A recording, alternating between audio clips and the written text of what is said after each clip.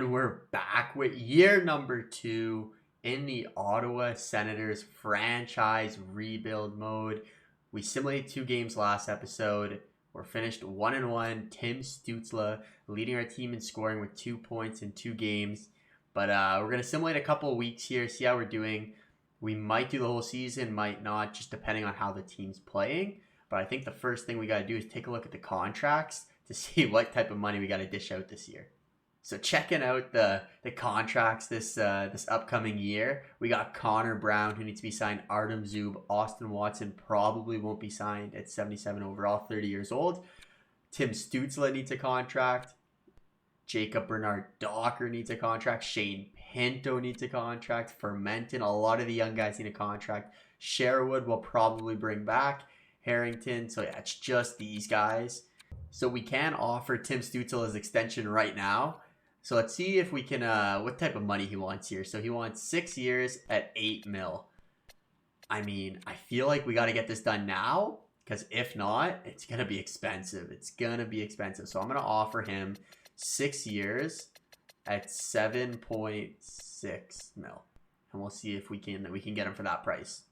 I'm also going to try getting Jacob Bernard-Docker's contract done here as well, because he's definitely going to be a key part of our defensive group here. So 4 years at $4.5 million. If I bring it up here, so it looks like he might grow a little bit here as the value dollar is going up. Let's go 4.2 here for 4 years and see if we can get Jacob Bernard-Docker on a nice contract. Honestly, 4.125. Let's see if he accepts that. And finally, let's see if we can get Shane Pinto back on the team. So if I offer him, it doesn't look like he's going to get much better than this. Is for 4 years, he wants 2.6 mil. We can go 8 years, 3 mil a year. I think I'm comfortable with 7 years. Keep him there for a long time. And maybe we can try grabbing him at 2.7 mil for 7 years. That would be a steal of a contract, especially if he grows to like an 84 or so. And we get the Tim Stutzle deal done, so he is on the roster for the next 6 years. Super excited about that one. We also get Shane Pinto back, who this might be a great contract. It might be a great contract. So we got him for 7 years, just under $3 million. So we'll see how he pans out. Jacob Bernard does want to sign with us also, but it looks like we can no longer afford him. So we might have to wait for the offseason on that and potentially make a move to get Jacob Bernard-Docker back on the team. And I had to simulate a couple of games here just to see if Stutzle, Bernard-Docker, and Pinto was signed. But we did beat the Philadelphia Flyers 1-0 the shootout. Let's go to the Seattle game. Let's have a little one-on-one with the Seattle, a slow simulation to get this episode kicked off and started off correctly. Hopefully with a dub. Seattle versus Ottawa. Let's see. First period, we're getting outshot 12-3. Matt Murray playing a great game so far. Second period, and there we go. We explode. Shane Pinto gets a hat trick, fresh off his contract extension. Stutzle gets a goal, fresh off his contract extension. And then the Seattle Kraken get 1 goal from Adam Larson and Jaden Schwartz. Let's go to the third period. Hat trick for Pinto. This contract's looking to be like a steal here. What do you guys think about it? Alex Wangberg scores on Matt Murray with 15 minutes left to bring this within 1 goal. We're getting heavily outshot here, and Eric Gustafson gets one past Matt Murray too. We're getting work. Come on, boys. Kill this penalty. Here's you go. Power play. It's time to get right back in the game. Coach, put Shane Pinto out there. Put Shane Pinto out there. Let's go. And it looks like this one's going to need overtime. At least we get a point out of it. It's not looking good, though. Got a couple more shots here in the overtime, and we're going to shootout again. Just simulate this, and Stutzle scores, but Eberle and Yanni Gore get it as Seattle take down the Ottawa Senators 5-4 in the shootout. First star, Shane Pinto. Just as a little reminder here, this is the lineup we're going to be going with for the first month or so. I'm going to see how they play, and depending on how this first line plays, I might move Drake Batherson up to the first line and get the +2 here. It'd be helpful for Pinto and Norris. But we're going to give this first line a chance. They were pretty good last year. So far, tkachuk's got 2 points in the 4 games. Barkov, 2 points in 4 games. And Stutzle's got 3 points in 4 games. So we'll see how they play. The second line, how they doing. Norris with Shane Pinto with the hat trick. That's going to help the stats. Nothing too crazy so far. So let's get a little bit of simulation done. And I'll see you guys in a month or so. So I simulated to December 1st, and we're 11-11-2, and honestly, it's a lot better than what it was looking at like. If we go back, we got destroyed by the Seattle Kraken 7-0, but we lost a couple games here. We beat San Jose 5-0, who's not that good in this game, but let in 4 goals there, 4 goals there, 5 goals there. We were just getting kind of lit up here. 5 goals again, 4 goals, but we came back for a nice little win streak there to bring it to 11-11. Let's check out the player stats. Alexander Barkov in that first line, so I don't think we're going to break up that first line as they're plus 12, plus 14, and plus 10. Barkov, tkachuk, and Stutzle all having a great year here. 21 points for tkachuk and Stutzle, 22 points for Barkov. Pinto's having a great year, 10 goals, 17 points. Same with Norris and Batherson. A lot of good production from the top 6. That's what I like to see. Noah Dobson's playing pretty well. The Brandstrom and Chabot minus players. Maybe we think about breaking them up. Give them a couple more games together. Connor Brown, that third line. So that third line seems to be a problem. I'm going to see if we can make a move or if we can edit those lines to better that, because that third line is getting absolutely destroyed. The fourth line, same thing. So our bottom 6 is just getting lit up here, but the top 6 doing well. Let's see what we can do to rearrange these lines and see how we can do here. See if we can get an upgrade on the fourth line. I'll give them Austin Watson, 2 7s. I'm not going to use those, and a 4th. So basically Austin Watson and a 4th for Troy Terry. Let's see if this one goes through. Trade rejected. They're close. They're close. Do we have like a 6th? I'm not going to use those picks, so I don't mind giving them up. We do have a 6th. Just accept it. There we go. So we got Troy Terry on the roster now. Let's check out the new roster. And I was looking in the free agency, and I saw Daniel Sprong for less than $1 million. So I signed him for 4 years, just under $2 million, hoping he can give a little spark to that fourth line. He's young, 6 foot. He wants to play the fourth line for us. No brainer. 25 years old. We'll see how he plays. I also got a little bit of depth, a little bit of veteran leadership to throw on the team here. Eric Stahl, 1 year for $1.45 million. Hoping he can man that fourth line. He's a two-way forward. Hoping he can get that plus minus up a little bit here. With picking up Eric Stahl, Zach Sanford doesn't really have a spot on the team anymore. So I figure we, instead of just losing him to waivers, we can try getting a little trade out of him. Try getting just a 4th. So we could do a 4th. I figure we can get some value rather than nothing. So we're gonna call Eric Stahl up. So after a couple of moves here, this is how the team's gonna look now. We got tkachuk, Barkov, and Stutzle still in that first line as they're tearing it up for us. Second line, we're gonna stick with Pinto, Norris, and Baston. They're doing fantastic. We just had to reshuffle his bottom 6. So we got Troy Terry in there and Daniel Sprong playing with Connor Brown. And on the fourth line, we got Eric Stahl and Chris Tierney playing with Alex Fermenton. Defensively, we stay the same here. We got Chabot and Brandstrom, Bernard Docker, Caleb Jones, Noah Dobson, and Artem Zub. These guys are minus here, so we got to keep an eye on Chabot and Brandstrom, and we'll see if we need to break up that D pairing. But let's get a couple of games of simulation in here. And entering the trade deadline, we got Malkin, Rass, Letang, Tarasenko. We got Torrey Krug, Jared Spurgeon, Nazem the Dream, Vinny Trocheck. Matt Dumbo would be nice, but I can't afford that contract. So this year, I don't think we're gonna do any moves at the trade deadline. Our team's looking good. Let's go check out the stats and the team standings. So 64 games in, Barkov is still having a monster year as he has 69 points in 64 games. Good for plus 21, which we love to see. 42 penalty minutes, 2 game-winning goals, couple power play points. Always good to see. Stutzle's having a good year, 57 points in 64 games. Tkachuk's got 50 points. 50 points for Chabot. Norris, Batherson, still a little bit minuses here, but they're cleaning up the game. Pinto, 20 goals. Brandstrom, 30 points, but he's getting paid a lot of money, so kind of hoping that he's growing. There we go, 87 overall. So he has grown a little bit this year. Troy Terry's been good for us. Let's see how he's been playing for us. So in 40 games, he has 17 points, plus 8. Exactly why we brought him in. Help that plus minus out. Score a little points here and there.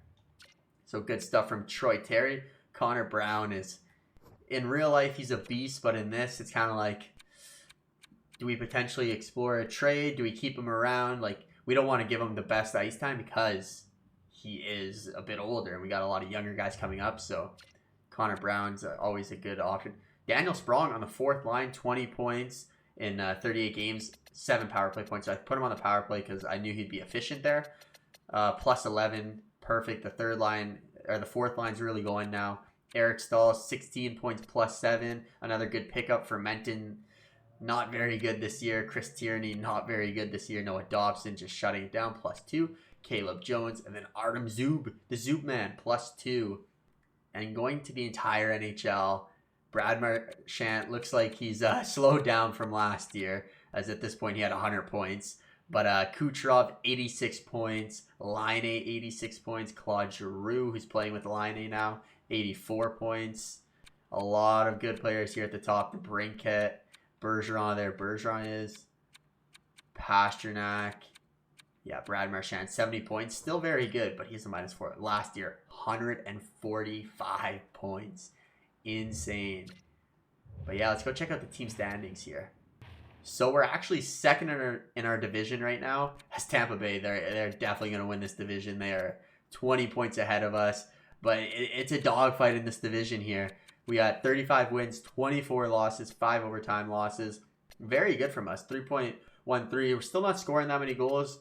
But we're not letting in as many goals as last year. So that's good. Our power play percentage, terrible. Our penalty killing percentage, mediocre. So yeah, we can definitely work on this power play. Away, we're pretty good. At home, we're not good. Away though, fantastic. So yeah, second in the league. Let's go down the stretch and see if we can make the Stanley Cup playoffs for the first time in this series. And with 6 games left in the regular season, we're 1 point out of a division playoff spot. We do hold the wild card spot, but we got to win some games here. We got to win some games, or it looks like we might miss the playoffs by another nail biter, and we win against the Nashville Predators 3-2. That brings us tied for second place in our division with the Buffalo Sabres. Montreal's 1 point behind us, but we did play 2 more games than the Sabres and the Canadiens. So these are must-win games here. Pittsburgh, we win that one 5-4, 91 points, but the Sabres and the Canadiens also won. Now we got a tough matchup against the Tampa Bay Lightning, who have 55 wins. We're going to simulate that one. Come on. We squeak out an overtime win. That's huge. But the Sabres and the Canadiens also win again. Oh, this one's coming down to it. The Detroit Red Wings, they look like they're out of the playoffs. Can we beat them? We beat them 5-3. And it looks like we're going to make the playoffs here. Let's check. 94 points. The Sabres have 93, so it looks like we will make the playoffs if we win. This might be a preview here of the Stanley Cup playoffs, round 1. The Montreal Canadiens, if we can win this, we'll play them in round 1 of the Stanley Cup playoffs. First period, Noah Dobson, one of our first acquisitions, scores against Carey Price as we outshoot them 13-5. Montreal comes back with Nemestenkov and Ryan Poling to make it a 2-1 game, but we are heavily outshooting them. Can we get one past Matt Murray to guarantee a Montreal versus Ottawa, and Gallagher gets one on Murray? Make it, and then Hoffman gets one on Murray. Maybe we don't want this playoff matchup, but maybe we don't want to win this. I don't know if we want to play Carey Price in the playoff. Christian Dvorak, they just lit us up. We outshot them 37-24 right now, and Carey Price just standing on his head. We seem like the rest of the game. What a game from Carey Price. Not so much of a good game from Matt Murray. So the playoff tree is set.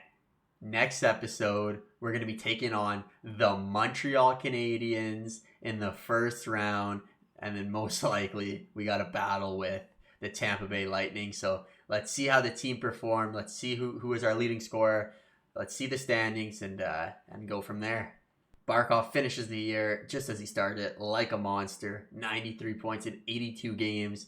Tim Stutzle, 73 points, up to an 87 overall. Barkov stays at 90. Shabbat, 89, 67 points. Tkachuk had a great end of the year, 61 points. Not as efficient as the other two, Stutzle and Barkov, but still very good. Plus 12, plus 7, plus 20. Love to see that. The second line, that's they score a lot, but they are not reliable defensively.